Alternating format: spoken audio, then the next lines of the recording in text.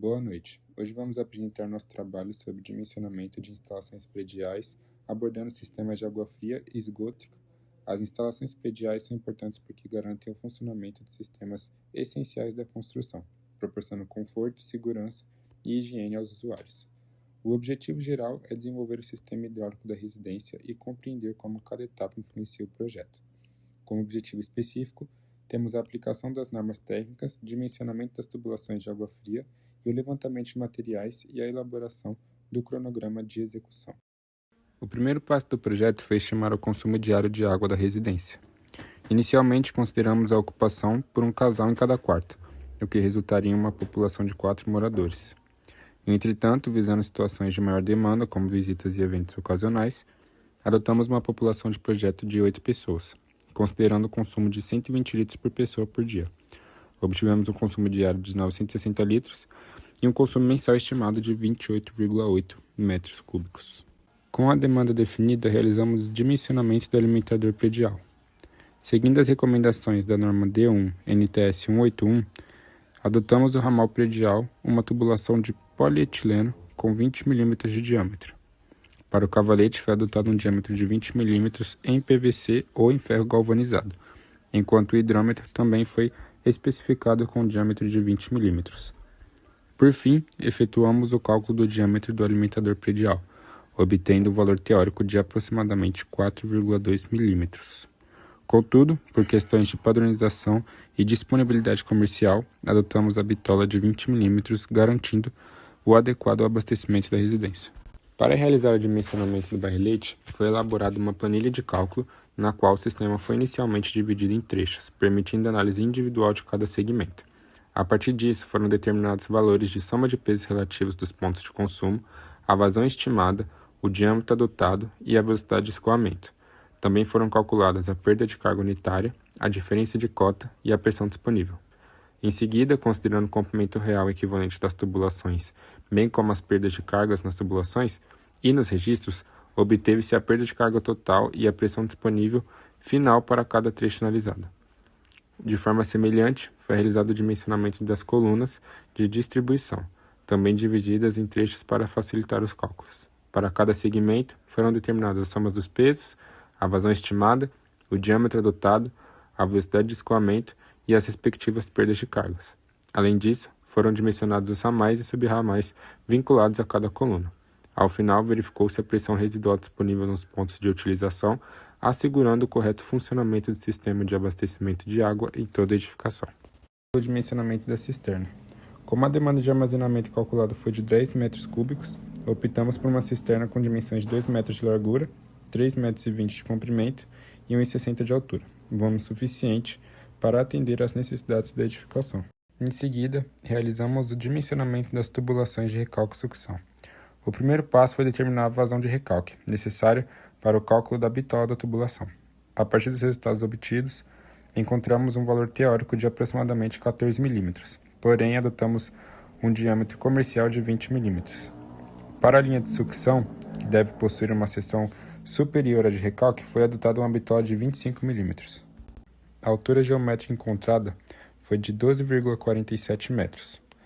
Para o recalque foram determinados um comprimento real de 6 metros e um comprimento equivalente de 10,30 metros.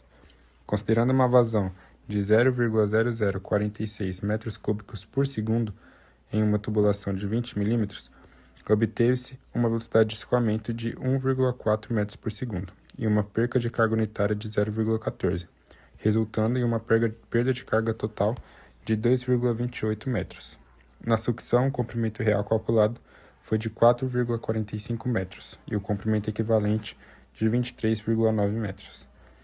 Utilizando uma tubulação de 25 mm, foram obtidos uma velocidade de escoamento de 0,9 metros por segundo, uma perda de carga unitária de 0,048 e a altura representativa da velocidade de sucção foi de 0,4 metro, enquanto a perca de carga total na sucção foi de 1,68 metro. E temos também o resultado da nossa altura manométrica, que foi de 16,43 metros. E por fim, alcançamos o resultado da potência da bomba que iremos necessitar para o nosso projeto, que é de 1,4 cavalos. Dimensionamento da rede de esgoto. Para o dimensionamento dos ramais de descarga, foi utilizada a NBR 8160, por meio da tabela 1, que fornece as unidades Hunter de contribuição de cada aparelho sanitário. A partir do somatório das UHCs, foram definidas tubulações com diâmetros de 40 milímetros e 50 milímetros, conforme estabelecido pela norma. Para tubulações com diâmetro de até 70 milímetros, foi adotada uma declividade mínima de 2%, garantindo o adequado escoamento dos efluentes. Dimensionamento dos ramais de esgoto. O dimensionamento dos ramais de esgoto foi realizado a partir do mesmo procedimento de cálculo das UHCs. Entretanto, para a definição dos diâmetros das tubulações, foi utilizada a tabela 5 da NBR 8160. Após os cálculos, foi adotada a bitola de 100 milímetros para todos os trechos analisados.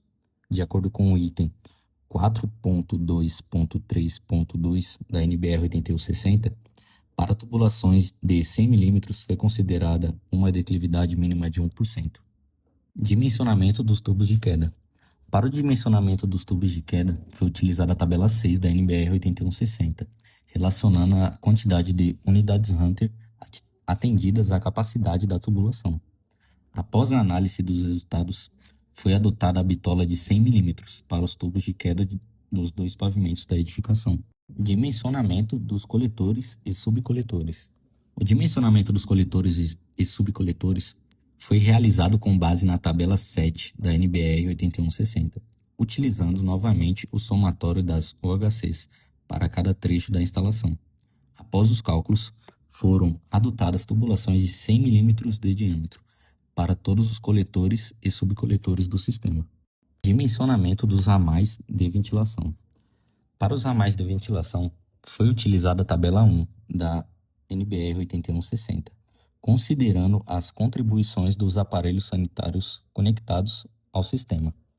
Como resultado, foi adotada a bitola de 50 milímetros para o ramal de ventilação 1 e a bitola de 75 milímetros para os ramais de ventilação 2 e 3, assegurando a correta circulação de ar e o funcionamento adequado da rede de esgoto.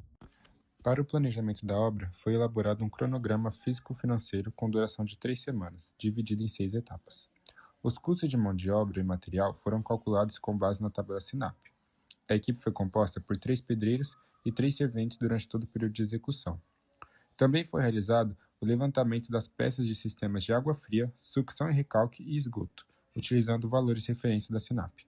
O custo dos materiais foram de R$ 8.603,68, chegando a R$ 9.894,23, com uma reserva de 15% para imprevistos.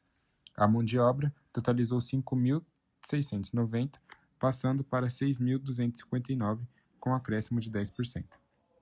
Assim, o custo total da obra foi de R$ 16.153,67.